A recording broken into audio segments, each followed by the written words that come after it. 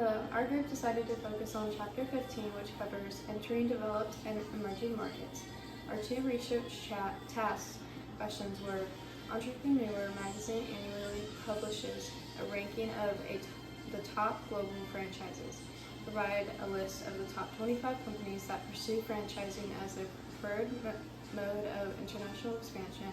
Study one of the companies in detail. Describe its its business model, its international expansion pattern, desirable qualifications for possible franchises, and the support and training the company typically provides.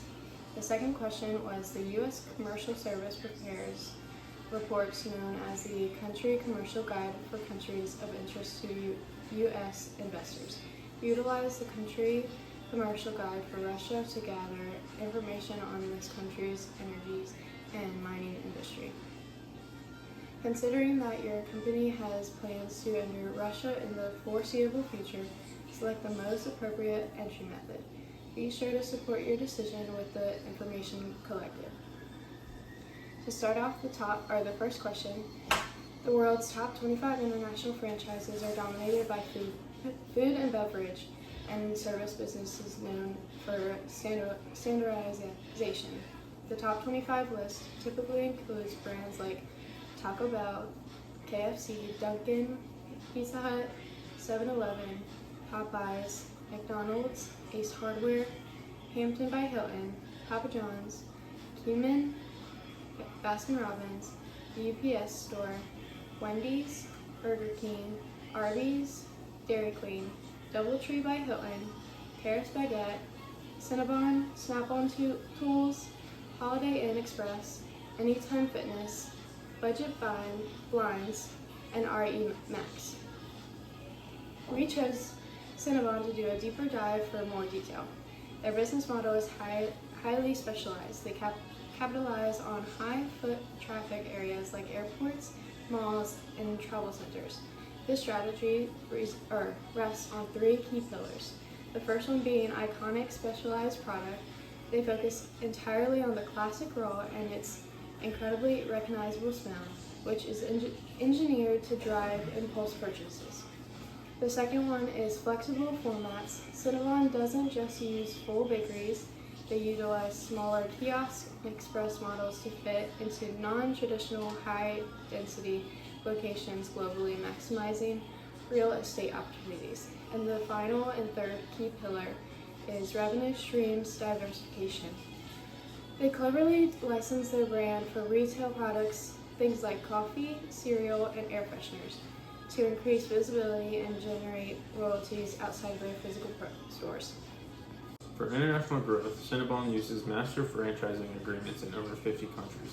This is crucial because it delegates the heavy lifting things like local adaptation and supply chain development to a single experienced local partner, keeping the corporate international team lean. So what does it take to become a Cinnabon international partner? Well, there's three main focuses. Financial capacity. Candidates need significant resources, typically a minimum of $120,000 in liquid capital and a net worth of around $300,000. Number two is experience.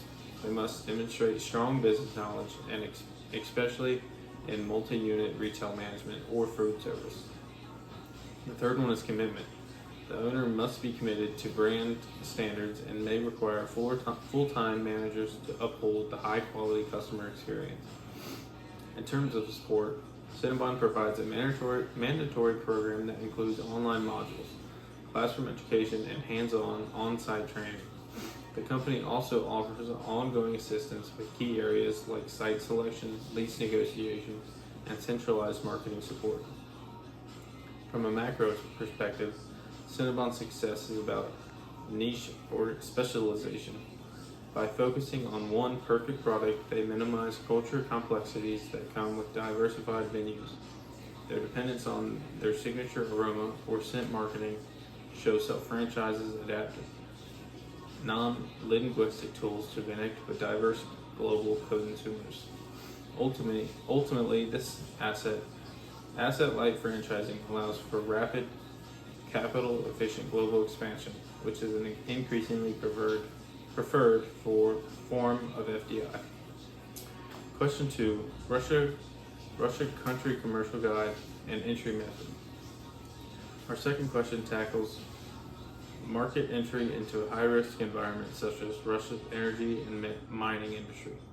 The CCG, or the U.S. Commercial Services Country Commercial Guide, provides a reality check.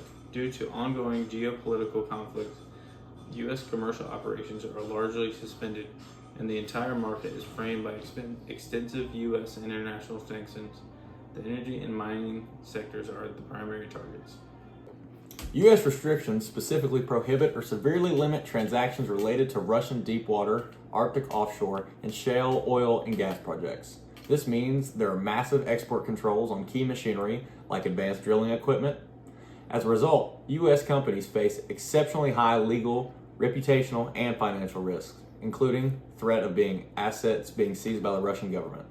Considering this extreme risk profile, a high commitment entry method like full ownership or a high equity joint venture is simply inappropriate and dangerous. The most appropriate strategy is indirect exporting or non-equity modes, strictly limited to non-sanctioned goods and services. You listening, Miss Sweet? Back to this.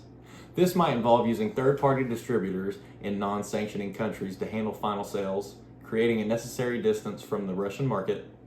It is vital for any U.S. company to understand that their entry plan must be completely restructured to focus on legal compliance with OFAC regulations, rather than focusing purely on market opportunity. From a macro perspective, the Russian case demonstrates how geopolitical risk can become the single largest non-tariff barrier to entry, completely overriding traditional economic attractiveness like vast resource wealth. The sanctions framework is a coordinated global effort to use economic restrictions as a foreign policy tool. Our research concludes that full market entry into the energy or mining sectors by a U.S. company is currently an unacceptable risk. Any future involvement must be restricted to minimal commitment, low exposure methods. The key takeaways for international business strategy is that geopolitical compliance and reputational risk are now greater determinants of market variability than traditional factors like GDP or resource size. Thank you.